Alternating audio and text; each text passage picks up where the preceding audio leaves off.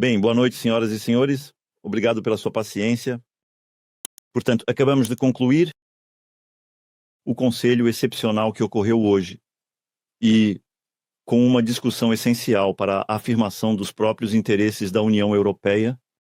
Primeiro, o apoio à Ucrânia e para a segurança na Europa, além de acelerar nossa agenda de investimento na defesa europeia. Esses foram os dois assuntos da nossa conversa hoje. Tive a oportunidade de repetir isso ontem. Para as francesas e os franceses, entramos em uma nova era e, diante das incertezas que aumentam, os europeus precisam criar sua própria certeza, de certa forma. Primeiro, para a Ucrânia, esse foi o tema da nossa discussão com o presidente Zelensky, das conclusões adotadas e, em seguida, da discussão desta noite. E, evidentemente, para a segurança dos europeus, a curto prazo e de maneira mais estrutural, através do plano que adotamos, quero, a esse respeito, agradecer ao presidente do Conselho Europeu, Antônio Costa, por ter possibilitado essa troca e as decisões de hoje, e CCC, e a presidente von der Leyen pelo plano que nos foi apresentado. De fato, o momento que estamos vivendo é grave para a Europa. Todos estão cientes disso. E desde o primeiro dia fizemos escolhas fortes, com a determinação de apoiar a Ucrânia diante da guerra de agressão da Rússia e, assim, apoiar sua independência e sua liberdade. E o que está em jogo na Ucrânia é, evidentemente, a segurança e a soberania deste país, mas também é a nossa segurança, de todos nós. Este Conselho Europeu, portanto, confirmou a continuidade do apoio europeu, financeiro e militar à Ucrânia, e alguns princípios fundamentais que devem nos guiar no caminho para uma paz sólida e duradoura. E a esse respeito, os grandes princípios que havíamos acordado na reunião de Paris, no dia 17 de fevereiro, confirmados depois em Londres, foram validados por todos. Queremos a paz para a Ucrânia e pela Ucrânia, e os ucranianos a desejam ainda mais. O presidente Zelensky reafirmou isso ele mesmo ao meio-dia. Queremos uma paz sólida e duradoura, ou seja, uma paz que garanta a soberania da Ucrânia e que não seja uma recompensa para o agressor, nem uma capitulação, nem um cessar-fogo sem garantias. Experiência que já vivemos em 2014, eu também mencionei isso ontem. Essa é a razão pela qual a ideia de uma sequência que apoiamos em ligação direta com o presidente Zelensky, com o primeiro-ministro Starmer e o chanceler Scholz também foi amplamente discutido hoje e aprovado por todos, a ideia de que iríamos primeiro para um cessar-fogo que permita ser medido, verificado, um cessar-fogo nos ares, no mar e nas infraestruturas civis, que possa então permitir discutir o que constitui as garantias de segurança em um sentido amplo, que vão do fortalecimento do exército ucraniana, à presença de forças europeias ou não europeias em solo ucraniano, até outros tipos de garantias. Nesse sentido, convidei todos os colegas que quisessem participar da reunião, que acontecerá em Paris, no dia 11 de março, com os nossos chefes de Estado-Maior. Nesse sentido, e, além disso, a prioridade, obviamente, é apoiar a Ucrânia e seu exército a muito curto prazo. Essas são as escolhas que fizemos todos de maneira coordenada nos últimos dias, reforçando ou acelerando os pacotes de ajuda já decididos, ou mobilizando nossos principais operadores para atender às necessidades mais urgentes do exército ucraniano. Em 2025, a União Europeia fornecerá à Ucrânia 30,6 bilhões de euros no âmbito da Facilidade para a Ucrânia e da Iniciativa Era do G7, financiada por, como vocês sabem, os juros dos ativos russos congelados, e confirmamos a disponibilidade dos europeus para aumentar urgentemente nosso apoio militar à Ucrânia e a responder às suas necessidades mais urgentes em material, examinando também todas as iniciativas para alcançar isso. Além desses elementos de curto prazo, este Conselho Europeu decidiu acelerar o investimento em apoio à defesa europeia, e isso em ligação direta com o contexto que acabei de mencionar, e porque a análise compartilhada por todos os Estados-membros é de fato que a Rússia, como eu também lembrei ontem aos franceses, representa ao longo do tempo uma ameaça existencial para todos os europeus e, portanto, também para a França. Estamos também convencidos, respeitamos que Muitos de nossos aliados históricos hoje têm outras prioridades que a Europa e que, de fato, não poderemos mais usufruir dos dividendos da paz. Foi essa constatação que nos levou, desde 2017, a iniciar um exercício estratégico inédito e depois a aprovar 2 leis de programação militar que resultaram em dobrar o orçamento das Forças Armadas francesas. Mas, após o despertar da agenda de Versalhes, decidindo sobre a autonomia estratégica para os europeus, agora são decisões que marcam no plano da defesa. Hora de agir. Com um empréstimo de 150 bilhões de euros da Comissão garantido pelo orçamento da União, os Estados-membros poderão obter empréstimos nas melhores condições do mercado, financiamentos que permitirão equipamentos de curto prazo e, portanto, de maneira mais imediata. A decisão, então, de regras mais flexíveis do Pacto de Estabilidade e Crescimento permitirá liberar investimentos em defesa a nível nacional pelos Estados-membros. Vários programas do orçamento europeu, incluindo os fundos estruturais, estão sendo repriorizados pela Comissão para poderem ser utilizados. Aqui também sobre os gastos em defesa. O Banco Europeu de Investimento está mobilizado, ou melhor, remobilizado sobre seus ativos e suas atividades. E, claro, a poupança europeia, que sabemos ser abundante, também será utilizada e mobilizada para a base industrial de defesa europeia, especialmente através da União dos Mercados de Capitais. Todas essas ações de curto prazo, e agradeço mais uma vez à Comissão por esse trabalho, foram validadas. Também fornecemos orientações adicionais para o livro branco, que será finalizado até meados de março e que permitirá preparar decisões adicionais, especialmente em relação ao financiamento, porque além da medida de muito curto prazo do empréstimo de 150 bilhões, é preciso realmente encontrar financiamentos comuns mais duradouros. Eu pude fazer várias propostas sobre isso e posso voltar a esse assunto se vocês quiserem nas perguntas. O que importa para mim também é o método por trás disso. É que precisamos, evidentemente, gastar mais, investir mais na nossa defesa, mas o que defendemos é que esses gastos não sejam para a compra de equipamentos prontos, que novamente seria equipamento não europeu. E como vocês sabem, é isso que a França tem apoiado há vários anos, o que também foi formalizado. Isso implica definir áreas de prioridade, aquelas nas quais temos ou dependências ou concorrências entre soluções europeias e não europeias, defesa aérea e antimísseis, sistema de artilharia, incluindo as capacidades de ataque em profundidade, mísseis e munições, drones e sistemas antidrones, facilitadores estratégicos que incluem o espaço e a proteção de infraestruturas críticas, mobilidade militar, cibersegurança, inteligência artificial e guerra eletrônica. Nessas áreas, a metodologia é identificar os melhores empreendedores e as melhores empresas que temos, os programas já existentes, tentar acelerar seu ritmo e aumentar sua capacidade de produção e pedir a cada Estado-membro para reexaminar os pedidos em andamento para ver se pode priorizar pedidos europeus, rever as regras que hoje são muito pesadas nos procedimentos de atribuição e, portanto, simplificar as regras de contratação desses mercados, também rever as regras muito onerosas e não competitivas do retorno geográfico, que existem para muitos dos nossos programas, sendo o setor espacial provavelmente um dos primeiros testes, e eu digo isso, um dia de sucesso espacial europeu com o lançamento do Ariane 6.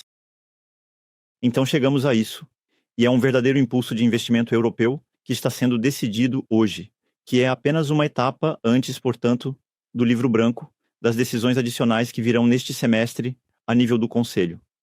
Mas uma articulação mais profunda, como vocês entenderam, da nossa base industrial e tecnológica de defesa europeia. Essas decisões, para mim, são um elemento chave do que eu chamei ontem de meus desejos, e isso é algo em que também estamos mobilizados a nível nacional. Ou seja, considerando a ameaça e aconteça o que acontecer na Ucrânia, precisamos aumentar nossas capacidades de defesa e precisamos construir. Obrigado, senhor presidente. Francesco Fontimadi para a agência France Presse. Você mencionou esta reunião dos chefes de Estado-Maior dos países que estão prontos para oferecer garantias no âmbito de um acordo de paz na Ucrânia, se isso ocorrer, que terá lugar na terça-feira. Você convidou, se eu entendi bem também, chefes de Estado e de governo para participar. Você pode nos dizer quantos países estão prontos para participar desta reunião e, além disso, da coalizão para essas garantias de segurança? Então, A coalizão tem o plano franco-britânico ou francês apoiado pelos britânicos, não sei como devemos chamá-lo, começa a tomar forma. Você pode nos dizer em que ponto está e em que momento estarão prontos para apresentá-lo novamente ao presidente Trump, especialmente em Washington, ok? E sobre esse ponto, você conseguiu avançar no backstop, o eventual mecanismo de segurança que muitos países exigem dos Estados Unidos para poderem eles mesmos se comprometer a fornecer garantias? Obrigado. Muito obrigado. Sobre a iniciativa que tomamos em ligação com o presidente Zelensky, com o primeiro-ministro Starmer, com o chanceler Scholz e vários colegas que estão apoiando, e eu também quero agradecer a Noruega, os Países Baixos e vários outros.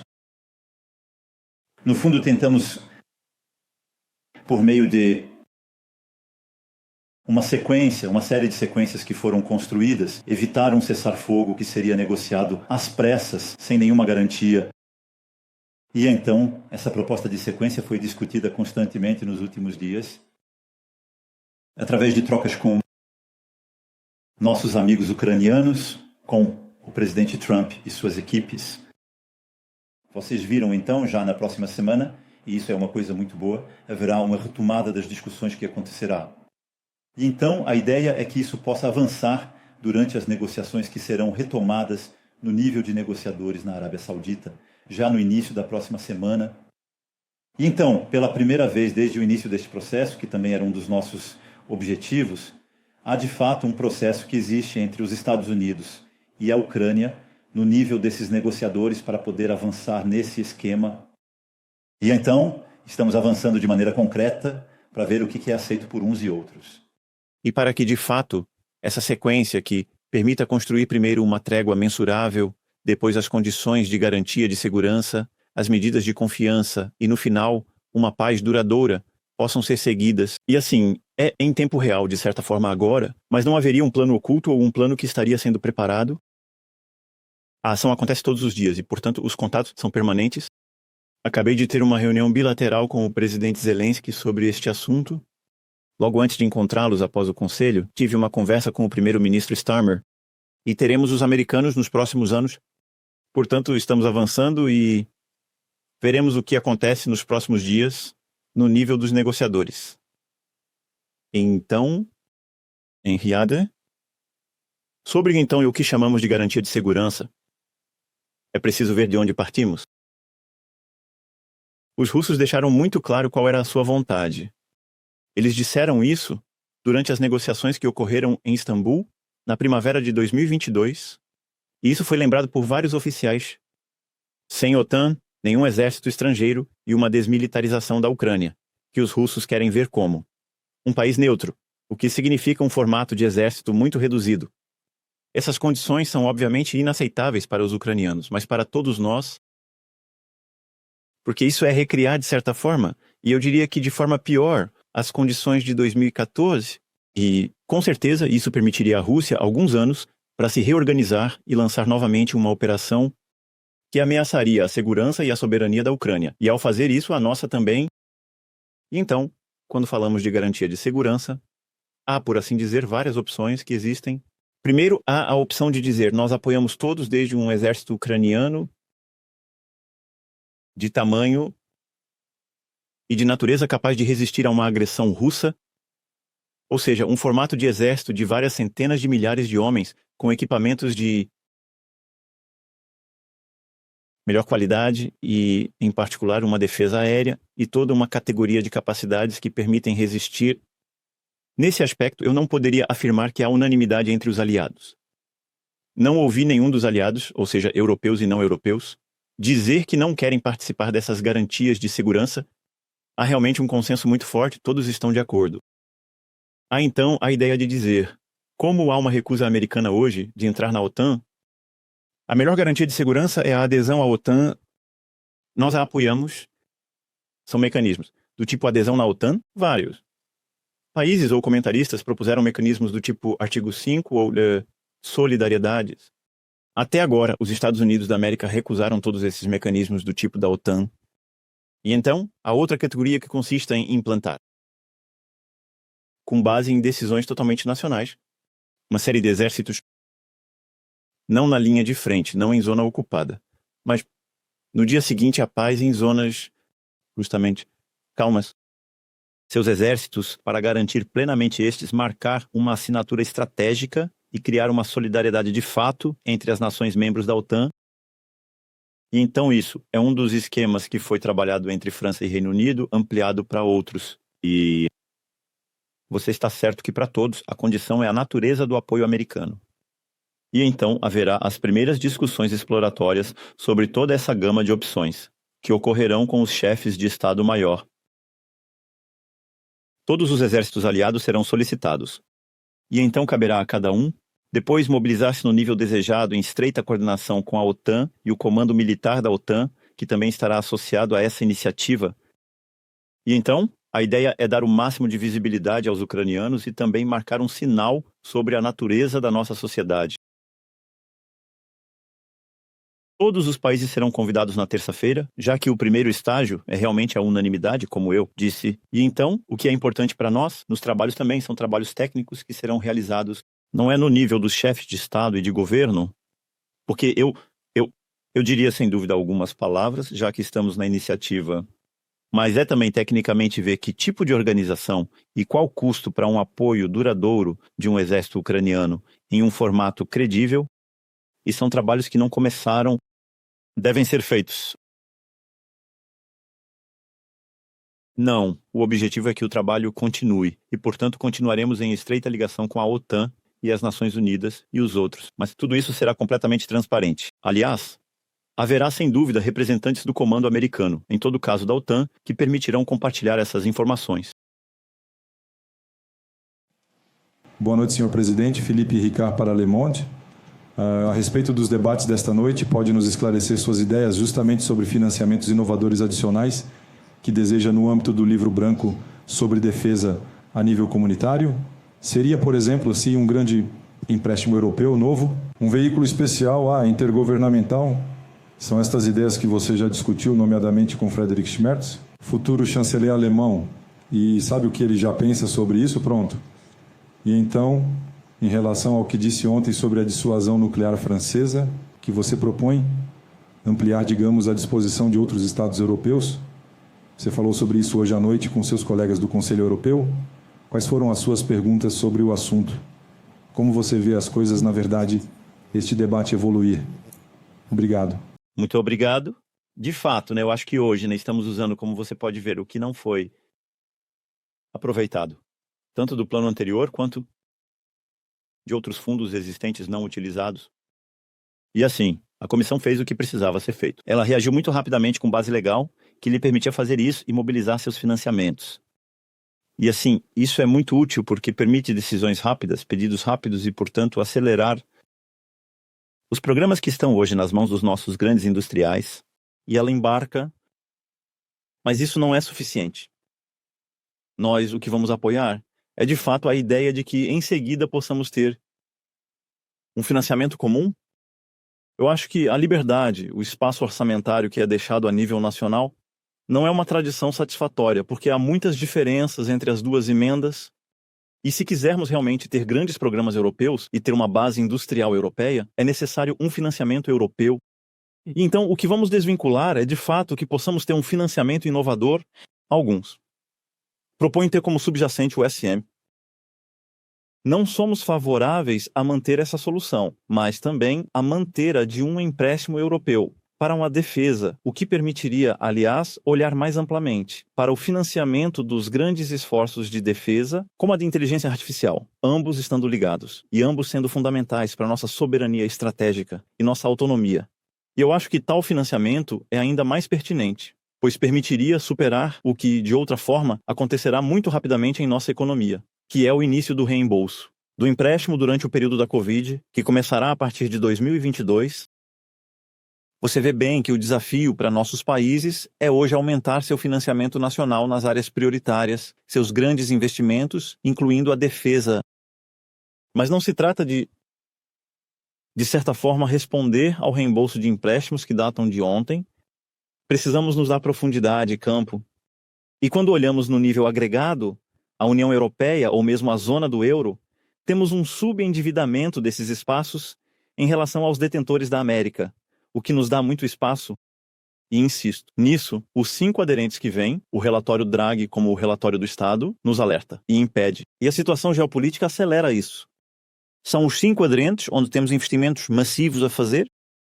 Se nós, europeus, quisermos nos elevar à altura da ameaça, se quisermos responder às necessidades de investimento em inteligência artificial, porque a corrida é agora, e se quisermos enfrentar os desafios da descarbonização de nossas economias no que chamamos de tecnologias limpas, e, portanto, a prioridade é mobilizar um financiamento comum para fazê-lo agora, e ter prazos de reembolso que virão quando tivermos superado este obstáculo, e quando tivermos garantido equipamentos que nos permitam ser credíveis para nós mesmos.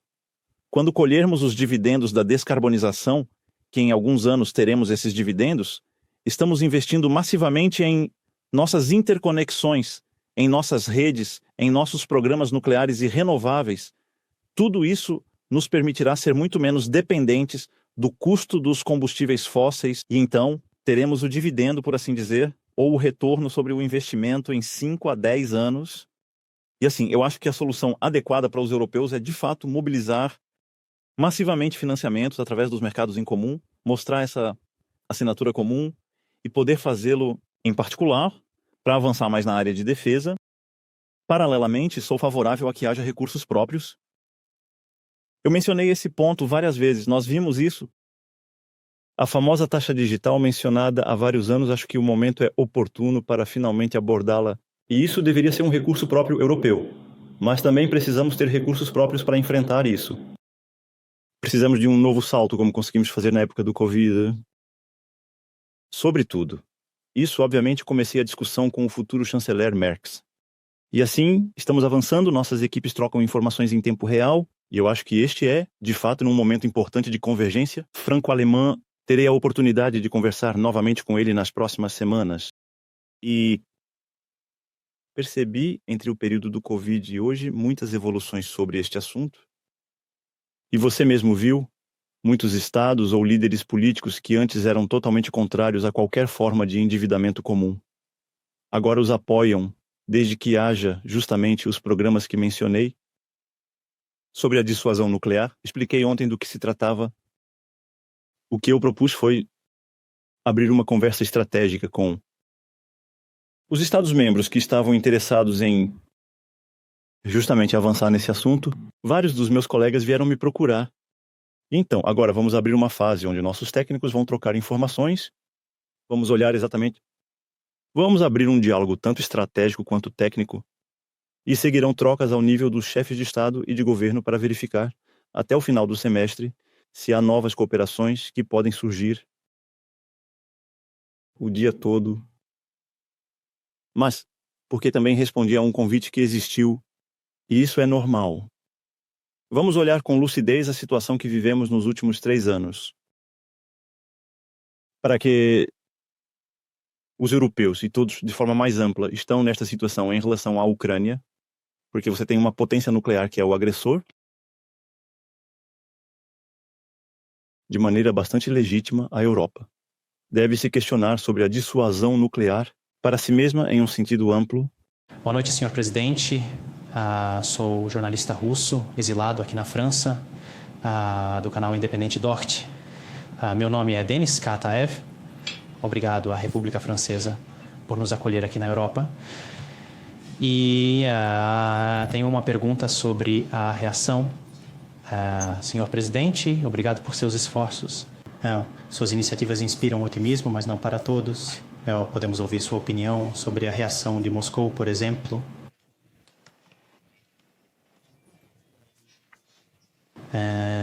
O senhor Putin ficou ofendido depois do seu discurso de ontem e declarou, cito, ainda há pessoas que querem voltar à época de Napoleão, esquecendo como isso terminou. O que você pensa sobre esse assunto? E senhor Trump também. E ele também reagiu sobre o tema da OTAN.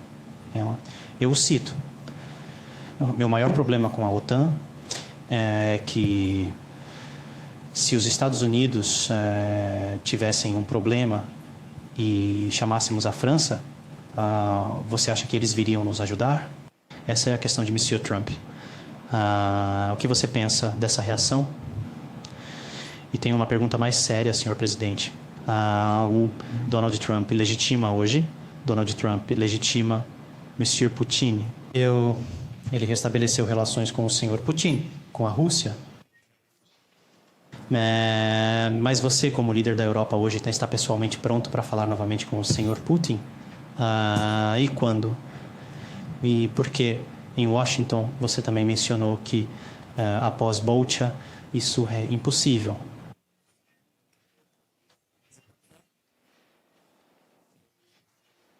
Não? Você não dá essa...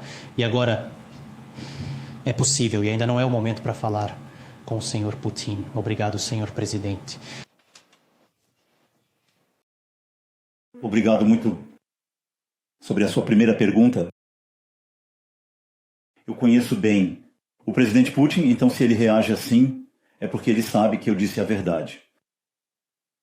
E que eu sei que ele pode trair os acordos que assina, e que ele já fez isso, e que estou aqui para testemunhar, já que estávamos com a chanceler Merkel, as garantias pelo processo de Normandia, dos acordos de Minsk, que ele violou deliberadamente. Depois eu acho que ele comete um erro histórico, e isso me surpreende vindo dele. Napoleão liderava conquistas. A única potência imperial que vejo hoje na Europa se chama Rússia. E é um imperialista revisionista da história e da identidade dos povos. E nossa vontade, a nossa, é ser uma potência de paz e equilíbrio. No fundo, tudo o que fazemos, pelas escolhas, inclusive, aliás, de nos armarmos para evitar a guerra de amanhã, são escolhas de paz. E então, eu acho que o presidente Putin deveria voltar a essa visão. De qualquer forma, é um erro histórico. Na referência, é sem dúvida porque ele ficou incomodado pelo fato de termos desmascarado seu jogo. Se houver um cessar-fogo, não será para fazer a paz de forma duradoura, será para retomar a guerra de forma mais eficaz. A questão de saber se a França viria ajudar os Estados Unidos da América, eu convocarei nossa história secular. Lafayette veio, Pershing fez o trajeto no sentido inverso, convocando essa memória, e eu estava, há poucos dias, ao lado de veteranos americanos que tinham feito o caminho até Omaha Beach. E tantos outros fizeram o mesmo, sempre estivemos lá um para o outro, mas ousaria eu lembrar que não apenas os franceses, Os europeus estavam lá quando o Afeganistão foi convocado. E, aliás, não os avisamos educadamente quando o Afeganistão aconteceu. Portanto, somos aliados leais e fiéis. E quem duvide disso, olhe simplesmente para a história contemporânea, que é a nossa. Ela simplesmente justifica o que temos pelos Estados Unidos da América, o que eu sinto por seus líderes. Respeito e amizade. E eu acho que temos o direito de exigir o mesmo, porque nossa história mostra que merecemos isso. Estou pronto para falar com o presidente Putin quando tivermos considerado tanto com o presidente Zelensky quanto com nossos parceiros europeus, que é o momento certo. Mas aqui, estamos entrando em uma fase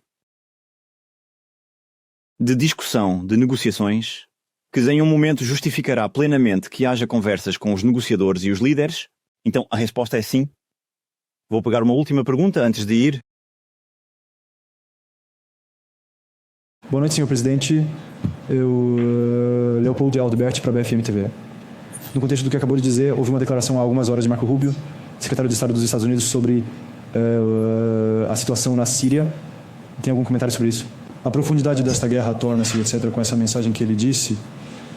Isto é, para ele, estamos em uma guerra entre os Estados Unidos e a Rússia. Na verdade, a Ucrânia seria apenas uma espécie de proxy, esse é o termo que ele usou na televisão. É uma retórica que é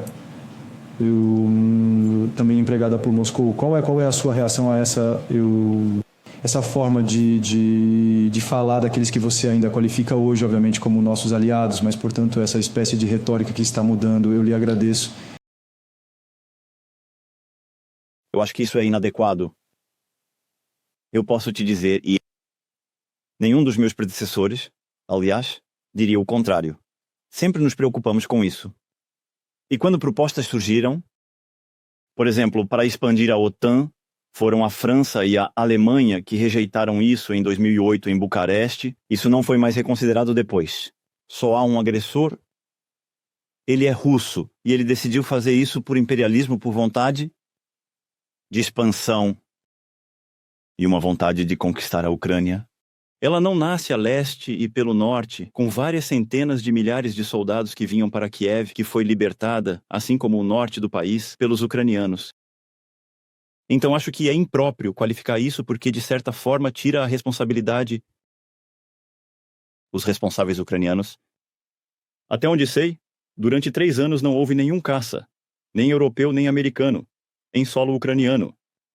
Nós ajudamos, financiamos, demos capacidades. Mas os valentes que lutaram por seu território e pela sua soberania são os ucranianos. Não, nós nem americanos nem europeus. E assim, querer dizer de certa forma hoje que seria simplesmente uma discussão entre americanos e russos é despojar um povo que lutou pela sua sobrevivência, de sua dignidade e de sua luta. Eu acho que não é isso que devemos fazer. Então não, é uma guerra de resistência da Ucrânia diante da agressão russa. É só isso. E eu acho que precisamos continuar a nomeá-la corretamente.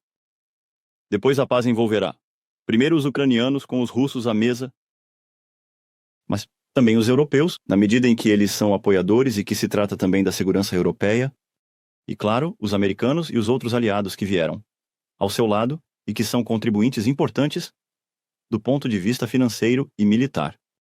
Então, eu acho que ao nomear bem as coisas, podemos encontrar uma solução útil, mas se não estamos avançando de forma errada, eu vou ter que ir. Muito obrigado. Muito obrigado.